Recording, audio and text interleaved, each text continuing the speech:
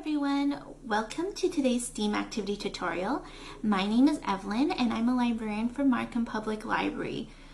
Today we're going to learn how to make a stop motion animation video. Does anyone know what stop motion animation is? Feel free to comment on what you know about it. So stop motion animation is basically a film technique that pieces together a bunch of pictures all together so that it looks like animation. So you have a bunch of still pictures, and when they get played together, it's going to look like things in the pictures are moving. So if you've ever made a flip book before, that's the same idea. Does anyone know any movies that they might have watched that has that or has used stop motion to make? So movies like Paranorman or The Box Trolls or Coraline, those are all movies that have that use stop motion animation as the film technique. And again, it looks like things are moving just because it's playing a bunch of pictures in sequence at a fast pace. It's usually one frame, which is one picture per second, and then again, once it gets pieced together, it'll look like things are moving. And so yeah, like I love stop motion animation because it's super fun. There's endless possibilities when it comes to what you make. You can use like 3D objects, or you can draw out things, and I'm going to talk a little bit about both of those things today.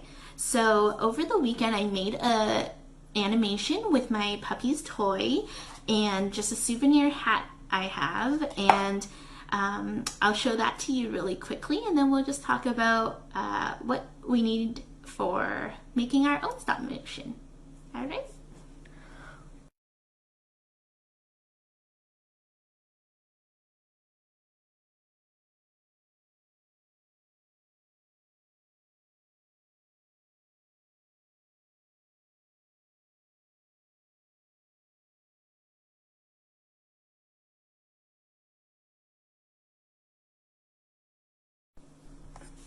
Alright, so you can see that in the little video I made, it almost looks like magic, doesn't it? So we gave the hat to the elephant just by moving things a little by little as I took pictures of them. So as I mentioned, stop motion has just endless possibilities for what we can do. So one of the things that we will need, and you might need your grown-up for this, is a tablet or a phone. And depending on, I guess, the movie you want to make, you can either use toys like I did, or you can use Lego, or you can just use pens and papers, crayons, and do something that's 2D, but again, just taking a lot of pictures of those and making it seem like it's gonna move.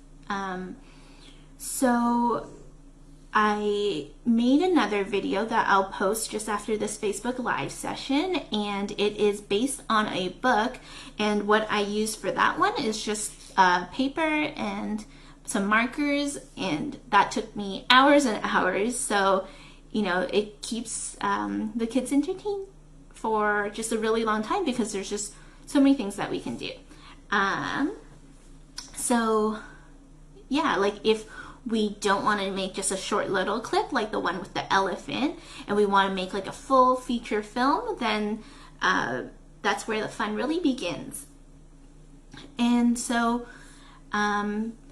what we will need for this one, again, is going to be that tablet, and we want the grown-ups probably to download an app, and it's called Stop Motion Studio, and it is a free app. There are some like paid features, such as like green screen or adding audio or the title and sequence. I think those features are a couple of dollars, but because I mean, it depends on whether or not you think that's necessary. It's not something I use. I just use the free one.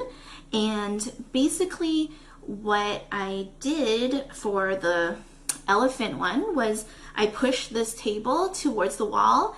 I sat the elephant down so that he was sort of leaning on the wall, and then I moved my hat little by little. The best results with stop motion animation is basically making sure that your camera is really still and then that your subjects are really still. And it's best to have kind of like a plain background. So you can also maybe, if you have like Bristol board or like the tri-fold ones, you can use that as a setup. So like I said, afterwards I'm gonna post another video I made. It's a 5-minute video based on a picture book called Caps for Sale. So again, I'll talk a little bit more about how I made that one.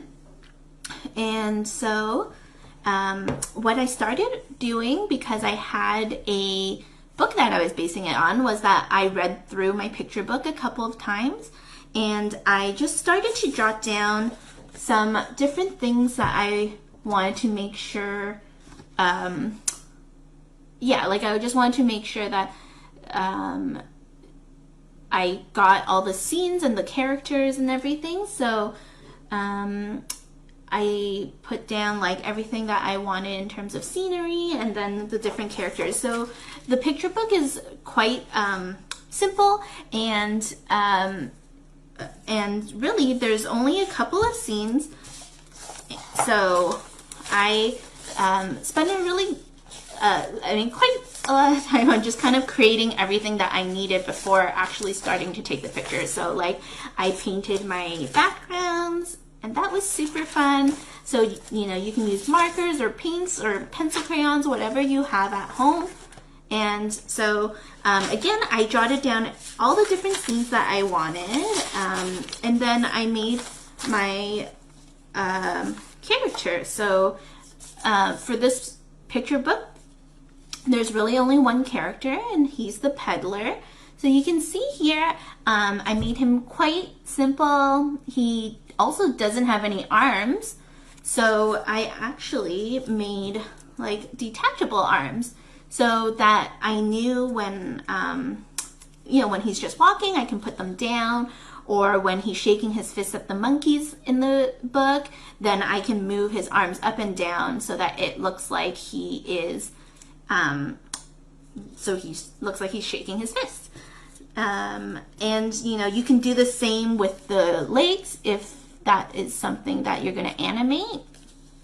I also made his accessories quite like flexible, in that I made them like all separate pieces so that I can tape them together when they're just sitting on top of his head in a stack. But then I also can use them as individual hats for when I need the scene to have the hats scattered.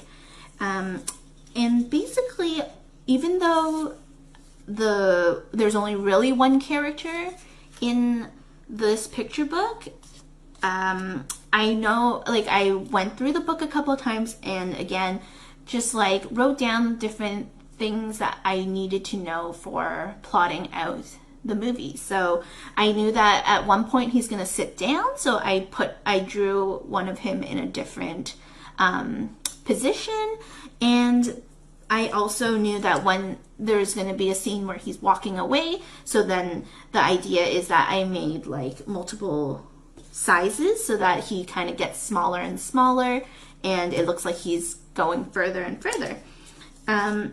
And the other thing I did was basically I traced out his head. I had like kind of two different size heads. One's where he's standing and one where he's sitting.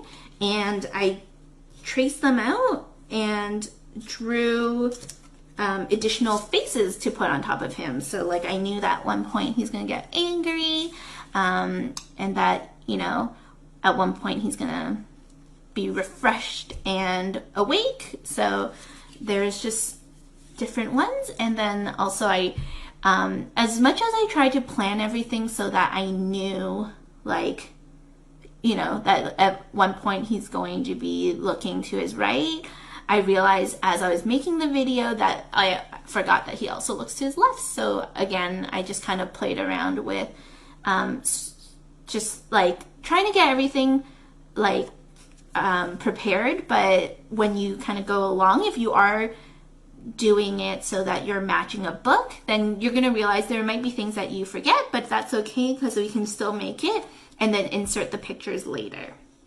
So aside from jotting down just like the scenes and the characters, a really good way for us to plan out the story is something called a storyboard. So storyboards are things that a lot of movie makers use to, again, identify different scenes that they're going to have throughout. And so this works great if you're making your own movie as well. So then you can kind of have a really well thought out movie where there's like progression in the plot. And you can see I just drew kind of like stick figures, nothing fancy, just like, again, I knew I wanted different scenes to happen and the sequence that they're going to happen in. And this is just a great way for us to kind of practice our storytelling skills too. And again, you know, our writing skills, because we know that there's just different things that we want to happen before other things, and kind of looking at how the plot of the movie is going to progress. So yeah, so that's basically kind of where I started. I also, yeah, I mean, there are things that I knew I also couldn't draw, like the monkeys, so I did print them out and cut them out. And then that was basically it for the setup.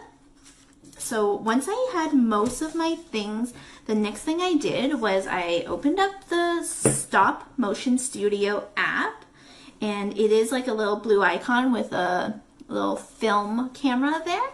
And when you open it and hit New Movie, it's basically just gonna look like a normal camera. And so here you can see it's just like a normal camera. Whoops.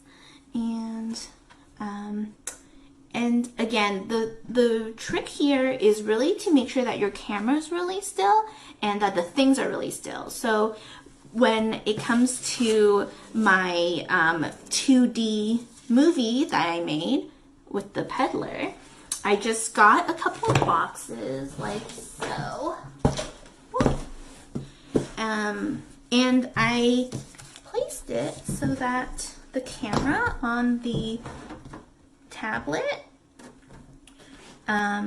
shot down at my picture, and then I placed all the characters on it and moved it around like so. I think a good thing to use is some painter's tape too, if you have some, just so that you can make sure that the paper doesn't move around too much. And I also just try to make this super secure. So like you might want to do it this way. And you kind of have to play around with just how tall you want your boxes so that the camera is capturing your whole sheet, and you try to not get too much of your like table or other things, so that and also the boxes, so sometimes you kind of have to stagger it a little bit like that, and so that again your camera is really just capturing this paper and the things that are on the paper. And yeah, and so that's kind of probably the best way to do it when it comes to getting the 2D ones. Another thing that I actually did was I had like a little can, and I had my phone with the flashlight on just next to it, so that like you'll see in some of the scenes of my movie that it looks like he has a shadow. So it kind of gives you the illusion that he's 3D and that there's kind of more dimension to him than if we didn't have like a shadow or a light source. But yeah, I think that's basically it for like the actual kind of setup. And And yeah, I think like, again, like the tape is really helpful just in general when it comes to even taping together, again, accessories or the actual characters and the scene. The other thing when it comes to, I guess, making anything that's 3D, like the elephant, is you probably then, you might need like bigger paper, like yeah, Bristol board, but again, like you'll just kind of make the scenes like so, like probably you can find a spot somewhere or like a box or something so that you can lean the 3D image or the 3D objects to whatever's holding it up, just so that like you have that extra security. And so again, also like for the tablet or the phone, if you have a tripod, that's probably a really good thing to use, or just like your normal tablet stand, you might want to like have the boxes or additional boxes or something that holds it up to a point that captures your 3D objects well, but also you want to make sure that the tablet stays relatively in the same spot and facing the same thing, so that you can, so it's more realistic. Because if you move your camera around too much, then what it'll look like is it'll just look like it's really jumpy. And the other thing is that if you are like moving your objects too much, then it's also not going to look too realistic. So you want to just move it teeny tiny bit and take a bunch of pictures. The other good thing about the app is that there's like ability to copy and paste your pictures. So you're going to see in my movie for the Caps for Sale is that when he shakes his arms, I only had to position his arms to go like once. And then what I did was then copy those same images and paste them again over so that it goes like this. And again, it's way more realistic when you kind of use the same pictures and that the actual figures kind of stay more or less in the same spot. But yeah, that's more or less all you really need in terms of making a stop motion animation. If you guys have any questions, please leave comments and I will be sure to answer them. And just have fun. Thank you.